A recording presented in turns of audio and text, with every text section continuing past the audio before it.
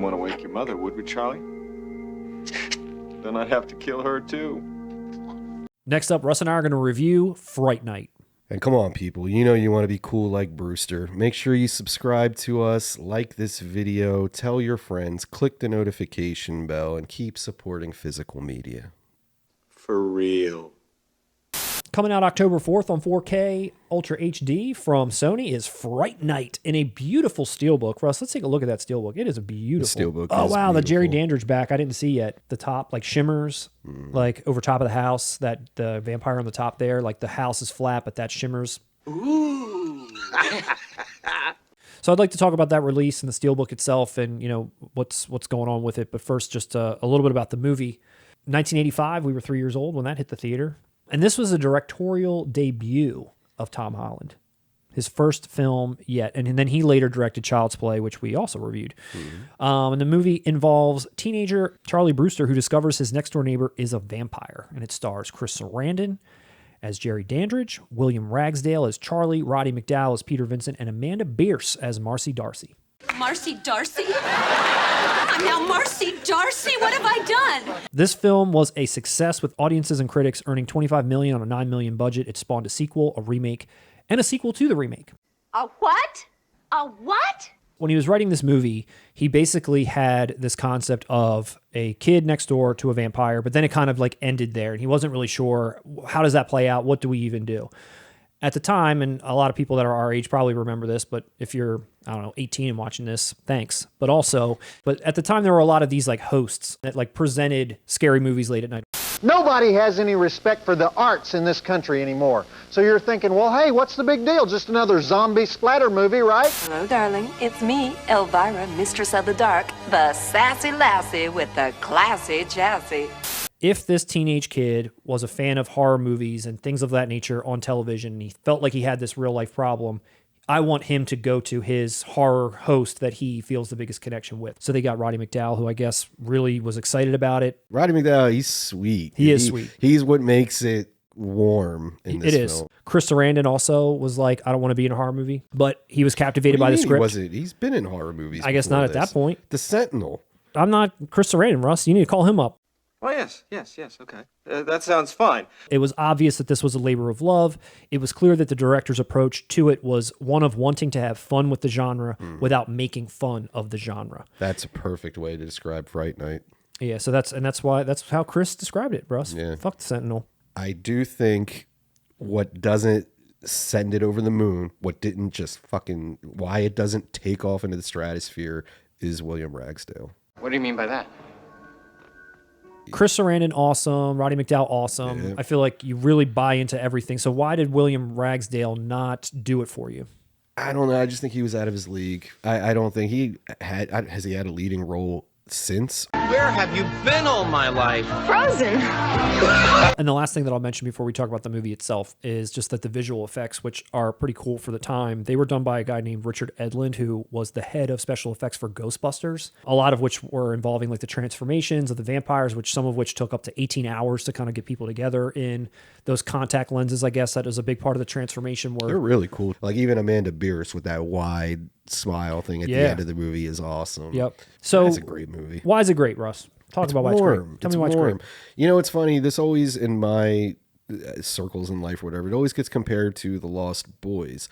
And I think what this nails that The Lost Boys couldn't is that warmth, is that it feels like the all-American boy, the all-American high school. Charlie isn't the jock. Oh, you're so cool, Brewster. I can't stand it.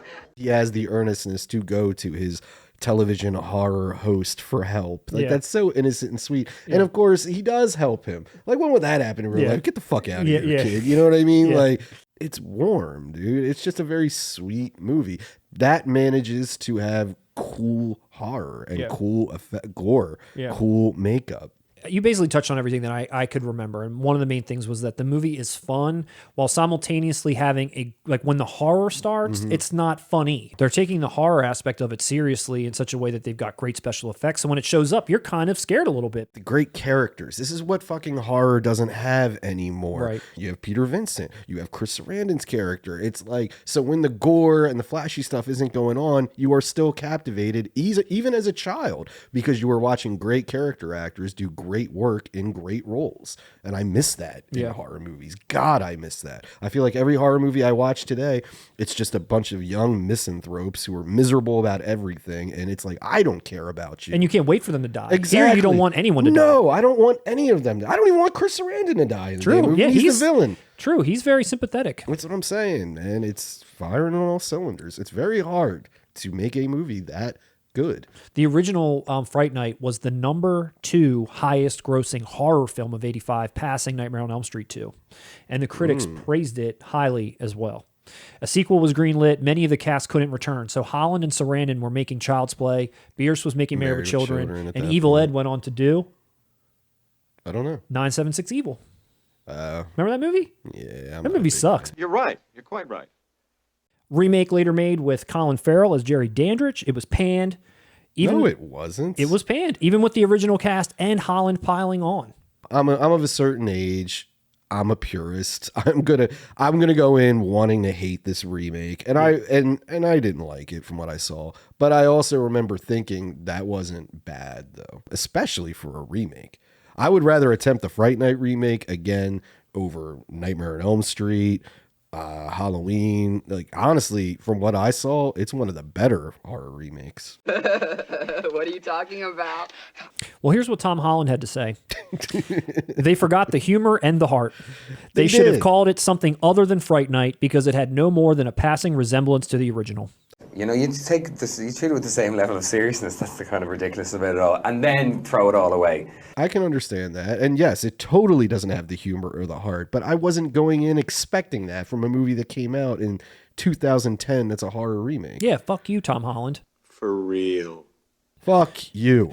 This movie has had a long history on physical media. VHS, DVD, Blu-ray, Laserdisc. It's pretty much had it all. And now it's got this 4K Steelbook. I said this the last time. The poster, super effective. One of the most memorable, at least to me, in the horror genre. I think it looks incredible. I'm so glad that they did that on the steel and they didn't do some dumbass Pulp Fiction, Reservoir Dogs. Let's make this so cool and catchy. It's like, no. That poster is untouchable. That you're not going to come up with anything better for that movie than that incredible poster, and I'm really glad they kept it that way. If they would have changed that, I wouldn't have pre-ordered it. I almost bought that movie on the strength of the cover alone. Yeah, and this one's got 13 hours of great features, new and old. A total of 13 hours. Incredible packaging. It's a must-own, and unless they fumble the picture quality that badly, this seems to be like one of the best releases for any Fright Night fan. You're so cool, Brewster.